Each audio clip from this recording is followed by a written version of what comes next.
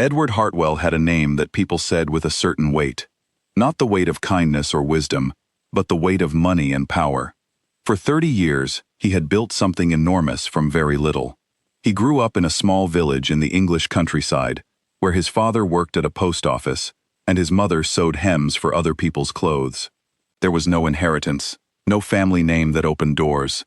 There was only Edward, sharp, determined, and hungry, in a way that never quite left him, even after he had more than he could ever spend. By the time he was 54, he owned property firms, a luxury hotel group, and a media company. The press called him the Duke of the City, which was not a real title but felt like one. His photograph appeared in financial magazines. Journalists wrote long pieces about his strategy, his instincts, his ability to see opportunities where others saw nothing. He was invited to dinners where the guests shaped policy and the wine cost more than most people earned in a week. He was also, in a way that he never admitted to anyone, completely alone. His first marriage had ended 18 years earlier. There had been no shouting, no scandal, just two people who had grown into strangers, and one morning looked at each other across a breakfast table, and both understood, without saying a word, that it was finished. His children were adults now, and lived their own lives. They called on birthdays, they visited at Christmas. They were polite, in the way that people are polite when love is still present, but closeness has been lost. His friends were not really friends. They were men who needed things from him, or men he needed things from. The distinction had never bothered him before. He told himself that this was simply how the world worked at his level. Sentiment was for people who had time to afford it. He did not see what was coming. It started with a phone call on a Tuesday morning in November. His chief financial officer, a man named Gerald who had worked beside him for 11 years, and who Edward trusted completely, had been stealing from him. Not carelessly, not in small amounts. Gerald had spent years building a quiet system of false accounts and redirected funds through companies registered in countries where questions were not welcome. When investigators finally traced the full picture, the number made Edward sit down and stay sitting for a very long time. The fraud unraveled the way a sweater unravels when you pull a single thread, slowly at first, then all at once. Regulators froze accounts, banks called in loans, partners pulled out of agreements before the ink on new contracts could dry. The press, which had spent years celebrating Edward, turned with a speed that should not have surprised him but did. Headlines asked whether he had known. Investigations found no evidence that he had, but it did not matter. The story was too good to report carefully. His name was now connected to scandal, and in the world Edward had built his life inside, a name connected to scandal was a name that was finished. Within 4 months, the empire was gone. He moved back to the country house in Wiltshire, the one property that remained because it was held under a different legal structure. It was large and cold, and far too quiet. The staff had been reduced to 2 people. Legal fees consumed what little liquid money was left. There were days when Edward sat in the kitchen in yesterday's clothes, staring at a cup of tea that had gone cold, and could not quite explain why he was not able to stand up and do something. He had always been a man who did things. Action had been his answer to every problem since he was 19 years old. But this was different. This was not a problem he could solve. This was the consequence of trusting someone he should have watched more carefully, and the consequence of spending 30 years making himself very large in a world that had now decided to make him very small. He did not call anyone. There was no one to call. It was his solicitor who suggested the household manager. The remaining estate needed organizing. Legal correspondence was piling up. There were creditors sending letters that needed sorting before they became something worse.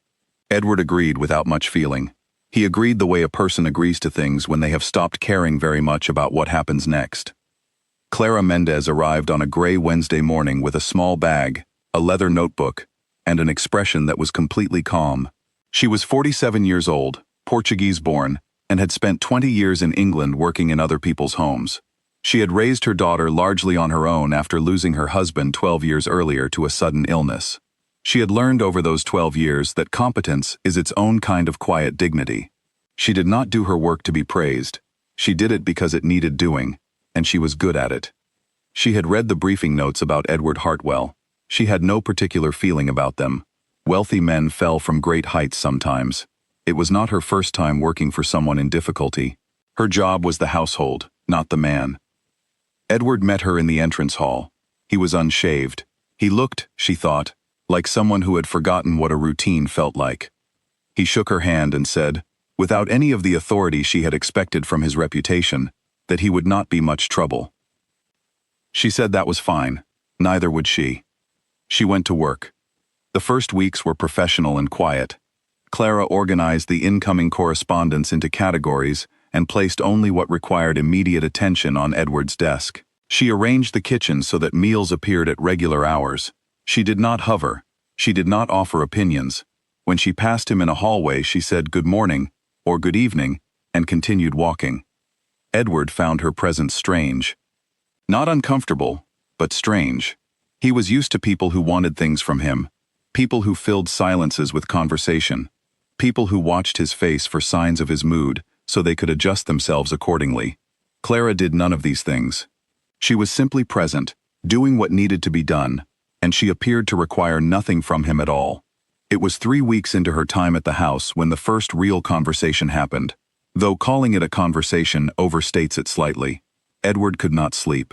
He came downstairs at close to midnight and found Clara in the kitchen at the table, not working, just reading a paperback novel with a cup of herbal tea beside her. She looked up when he came in. She did not apologize for being there, and she did not explain herself. She simply asked if he would like some tea. He sat down. She made the tea. They did not speak for perhaps 20 minutes. Then Clara said something about the book she was reading. It was a story about a man who had spent his whole life making himself useful to others and had never learned how to receive anything in return. She said she found it interesting, the way some people build their entire identity around being needed, and what happens to them when the need disappears. Edward looked at her. He was not sure if she was speaking about him. Her face gave nothing away. He decided she was not. She was simply talking about a book. But he thought about what she said for 3 days. The conversations came slowly after that. A few minutes here. A longer exchange in the evenings when the house was settled. Edward began to talk, first about small and safe things, and then, bit by bit, about the collapse. He talked about Gerald and the betrayal, and the strange way that what hurt most was not the money, but the discovery that he had been completely wrong about someone he had trusted absolutely. He talked about the press coverage, the way former colleagues had stopped returning messages, the particular loneliness of a public fall. Clara listened. She did not rush to fill the pauses. She did not offer reassurance that felt hollow. She listened the way a person listens when they are genuinely paying attention and not simply waiting for their turn to speak. One evening, after a conversation that had stretched longer than either of them expected, she said something that stopped him entirely. She said it simply, without cruelty, as though she was observing the weather.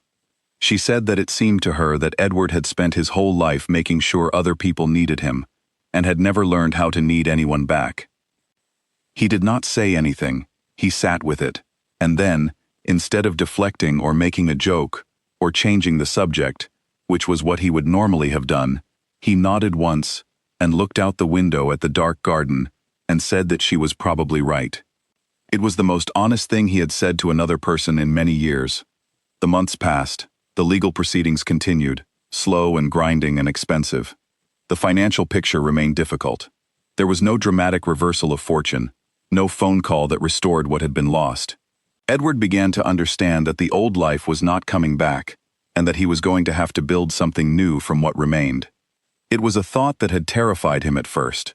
Now it felt more like a fact that he was slowly learning to live alongside. Clara's daughter, Maria, visited from Lisbon in the spring. She was 23, warm and funny, and very like her mother in the directness of her manner. Edward had offered the house without thinking about it when Clara mentioned the visit. There was plenty of room. It seemed wasteful not to. The three of them ate dinner together on the second evening of Maria's visit. Somewhere in the middle of the meal, Maria told a story about a disaster involving a rented car and a very steep hill in Porto, and Edward laughed. Not politely, not the managed, social laugh he had used at 1,000 business dinners. He laughed from somewhere genuine and surprised, and could not stop for nearly a minute. Clara watched him across the table and said nothing, but later, when Maria had gone to bed and Edward was helping Clara wash the dishes, He said thank you for having her come. Clara said Maria had wanted to see the English countryside. Edward said he knew. He said thank you anyway. Clara dried a glass and placed it carefully on the shelf, and said that he was welcome. It was not a dramatic moment, but something in it felt important in the way that simple things often do. What changed in Edward over those months was not something that could be announced or pointed to. It was more like a slow correction in the way he held himself. He started calling his daughter more often, not waiting for her to call first. The conversations were awkward at first, full of silences that felt like old wounds. But he stayed in them instead of retreating, and slowly the conversations became something else. His son came to visit, and they spent an afternoon walking the grounds, and Edward told him, for the first time, that he was sorry for the years he had been so far away, even when he was in the same room. His son had not said everything was fine. He had not rushed to forgive him. He had said that he heard him, and that it was a start. Edward had taken that with both hands. He also began to build again, modestly, a small property consultancy, working from the house, drawing on the knowledge he had accumulated across 3 decades. It was nothing like what he had before, but it was honest and it was his, and that felt, surprisingly, like more than he had expected. Clara, for her own part, had been doing something she almost did not notice at first. She had been letting herself be known. She had spent years making herself useful to other people's lives while keeping her own life quietly sealed. It was a habit she had built after losing her husband, a way of staying safe by staying necessary. Edward, in his new and unpracticed openness, kept asking her things. What she thought about problems he was working through, what she had enjoyed doing before she took on housekeeping work full-time, what she missed about Portugal, what she hoped for. No one had asked her what she hoped for in a very long time. She answered carefully at first, then more honestly. Then one evening she told him something she had never told anyone who employed her, that she had once studied architecture for 2 years before her family's money ran out, and she had to find a way to support herself, and that sometimes, when she walked through old buildings, she still looked at the way they were constructed, with a feeling she could only describe as longing. Edward had looked at her for a moment and said that she should find a way back to it. He said it plainly, as though it were obvious. She said it was too late. He said that she was 47, not dead, and she had laughed despite herself. 2 years after Clara first arrived at the house with her small bag and her leather notebook, the life that both of them were living looked very different from the ones they had been living before. Edward's consultancy was growing in a quiet way. His children were closer to him than they had been in a decade. He had given a single interview to a journalist he respected, and he had spoken with a candor that surprised everyone who read it, including himself. He had talked about the loneliness inside success, about the ways he had confused being powerful with being present, about what he had learned from losing everything he thought defined him. The country house was smaller in certain ways, a wing closed off, things sold that once felt essential and now seemed simply heavy, but it felt, for the first time, like a place where someone actually lived. Clara was still there. She had enrolled in a part-time architectural history course at a university in Bath, driving there on Thursday evenings and coming back with her notebook full. She came alive in the telling of what she was learning, in a way that Edward found remarkable, and that she found, to her own quiet surprise, completely natural. What they were to each other did not have a clean name. It was something that had grown in the space between employer and employee, between difficulty and recovery, between two people who had both spent too long keeping the world at a careful distance, and had found, in the slowest and most unexpected way, that the distance was no longer something either of them wanted. Edward tried to explain it once to his daughter, who had asked, gently but directly, what was happening. He thought about it for a moment, and then said that Clara was the first person who had seen him when there was nothing impressive left to see, and had not looked away. His daughter had nodded slowly and said that sounded like something worth keeping. He thought that was exactly right. Neither of them had changed the world. Edward's name no longer appeared in magazines. Clara's story would not be told in any newspaper. They were simply two people in the middle of their lives who had each been broken open in different ways and had found, against all reasonable expectation, that being broken open was how the light had finally got in. It was not the life Edward had built. It was not the life he had planned. It was, he had come to understand, something considerably better,